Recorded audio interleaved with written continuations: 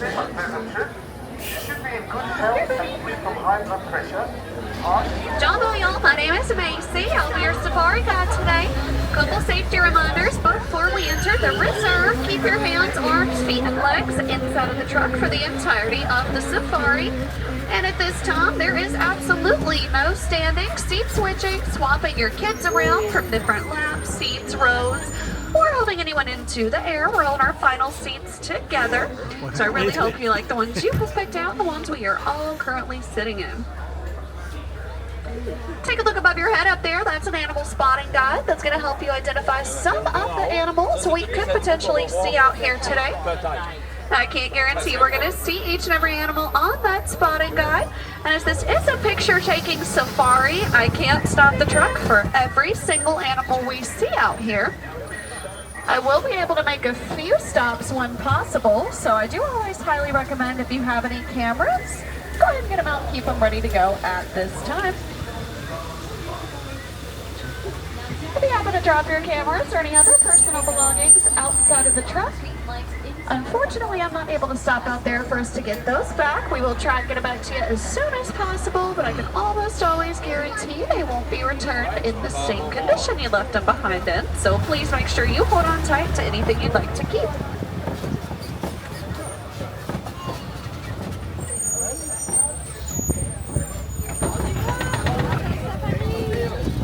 The first area of the reserve is called the Little Ituri Forest. Now, as we go throughout the reserve today, I do want you to keep in mind these are African animals, and it is quite a bit chillier here than it normally gets in Africa. So if we're not quite seeing as many of our favorite animal friends as you hoped, they're also probably trying to stay warm as well.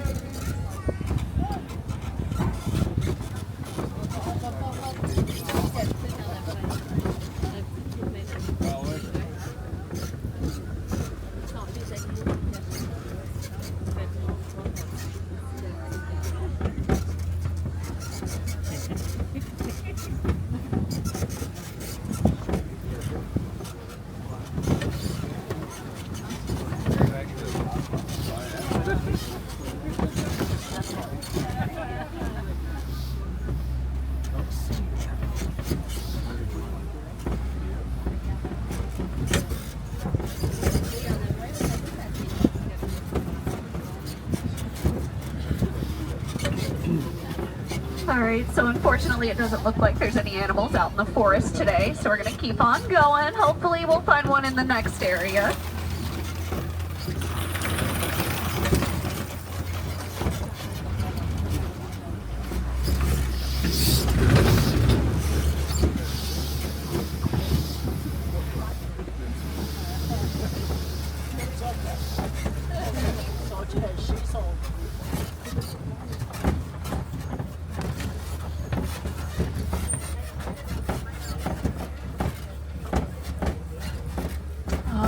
So it looks like there's some aquatic animals up ahead here. So you're going to see some white birds. Those are called pinkback pelican. And then there's also, looks like the Nile hippopotamus. Now we call a group of hippo a bloat. Typically they stay submerged under the water for a majority of the time to help keep their bodies from overheating, but we know it's quite a bit chilly today, so it looks like maybe they're trying to suntan instead. Now they can actually stay underneath the water long enough while they're sleeping as well.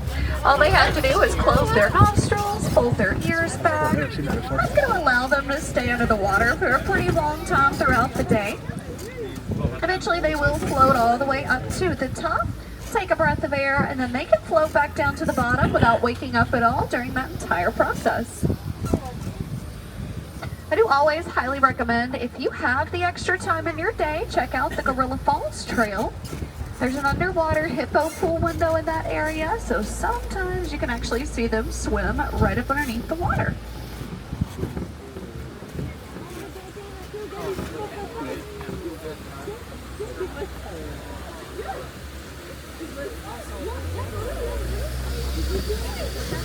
So we are going to move along here. Looks like a Nile crocodile on the left there.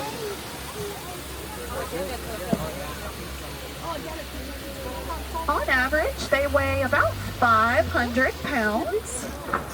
And they can grow around 16 feet or so long. They are going to go ahead and leave the aquatic animals behind here at Sopie River. We're crossing over to my favorite section of the reserve. It's called the Savannah. The Savannah is a really large area with mostly free roaming animals. So I want you to keep that in mind as well, because of course as drivers we can definitely pick up on some favorite animal hangout spots. However, because they move around so frequently, I can always never guarantee that they're in the same spots twice. So personally, what I like to try and do out here is see if we can potentially find anybody closer to us first here if possible. Then you may or may not see some other animals farther away. Chances are I'll probably see the same animals that you do, but if I'm not talking about them, doesn't necessarily mean I don't see them. Just means that from experience, I know we're probably going to get way closer to the wildlife that might be farther later on. You are going to see some other trucks up ahead there too, and that does kind of give you an idea about how far we're going to get, just because we do follow the exact same pathway. But again, also remember, it is quite a bit chilly here today. Normally these temperatures don't get this low in Africa. And I do always say, good rule of thumb, if it's too cold for you, it may also be too cold for the animals. Barren. There's nothing here.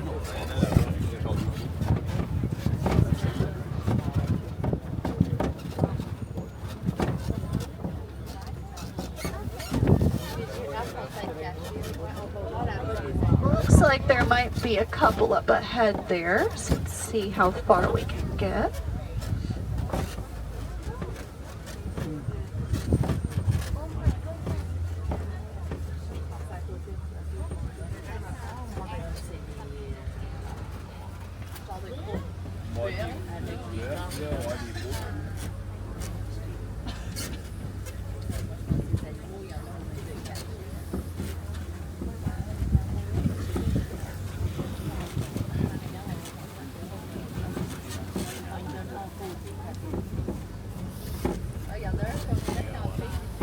So there's 3 brown antelopes laying down back there. They're called sables. If you've ever seen our logo, it is a picture of them on it. As an animal, they're all about protecting themselves, and of course we are a conservation area, so we're all about protecting the wildlife here. That's why we chose them. And then a lot closer to us here, these are called Ankole cattle. They're also known as the Watusi cattle. Those Watusi tribes out in Africa were actually one of the first tribes to start domesticating them. No two have the exact same horn shape. They're all a little bit different. Eventually they will reach those sizes of about 6 to 8 foot wide. And they do have a really cool honeycomb shaping on the inside of those horns. That's not only going to help make them lighter and easier to carry around, also helps to regulate body temperature. So during the hotter points of the year, like the summer for example, those are going to be really helpful for them.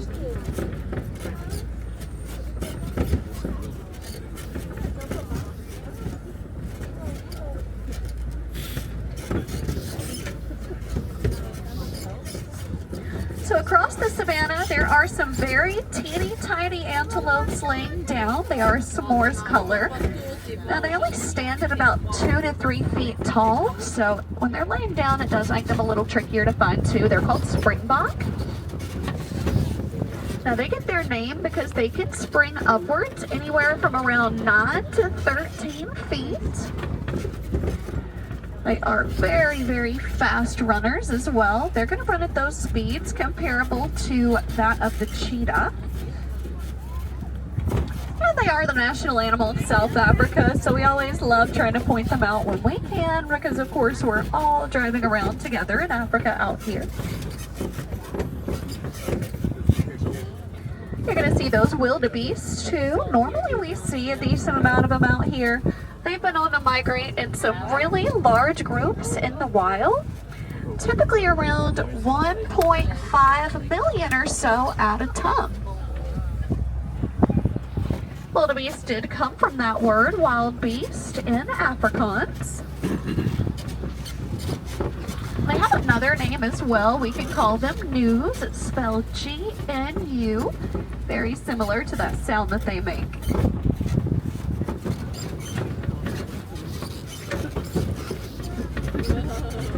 So we are going to leave this first section of the savannah behind. Looks like we're going to cross on over to the next.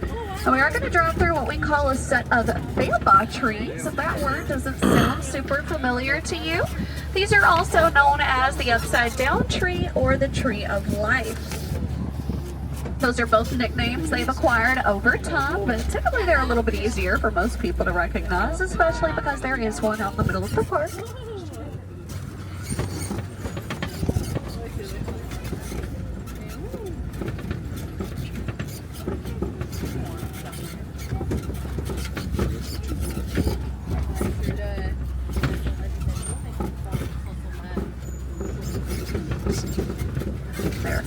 Looks like a little bit more of a pink-toned animal. I hope you're going to recognize. These are greater flamingo. They don't hatch with that pink color. That color comes from the diet that consists of little shrimps and other small crawfish-like creatures that contain a protein called beta-carotene. So all that means is the more they eat, the pinker in color they appear over time.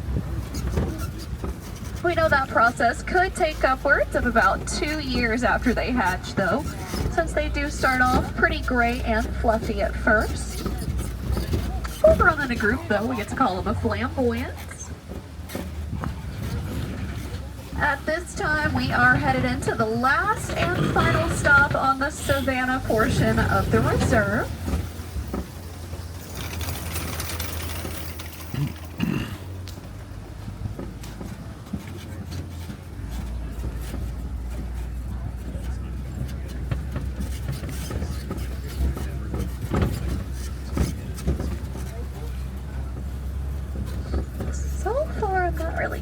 Anybody, but it's okay. Maybe there'll be others up ahead here.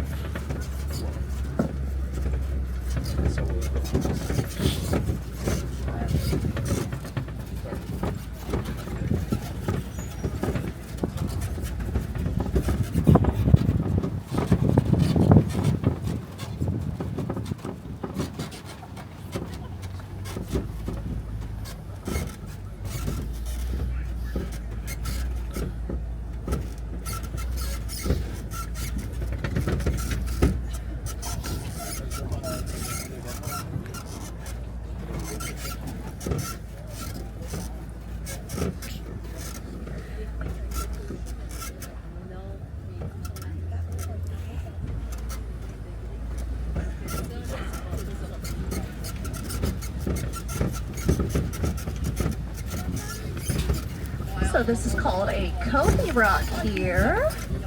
Looks like you're going to get to see one of the female lions very briefly there.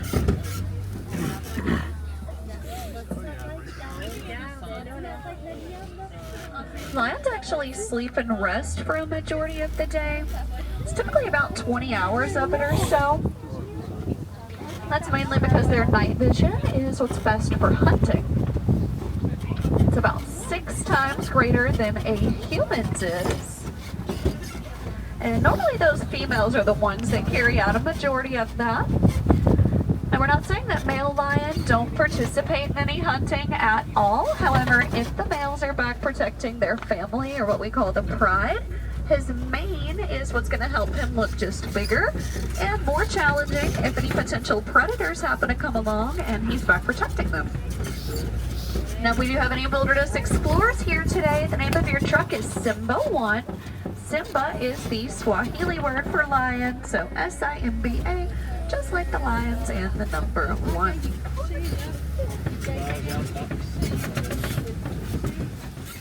Make sure you do whatever you need to. Remember that you are going to use the code word very shortly once you get off of the truck. And we want to make sure anybody that needs to get those badges are able to do so today.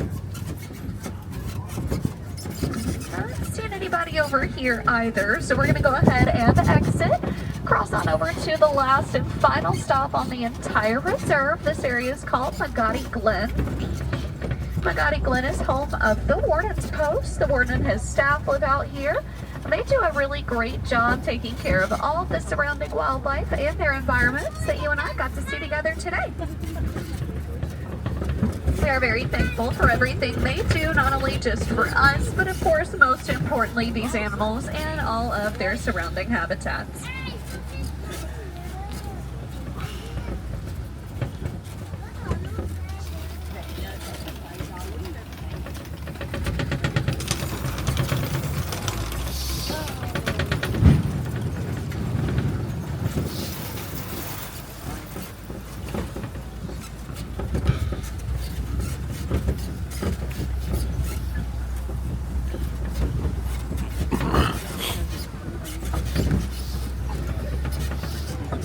And unfortunately, there's not any animals in this area either, so that does mean our safari is coming to an end. So if you haven't already done so, go ahead and take a look around.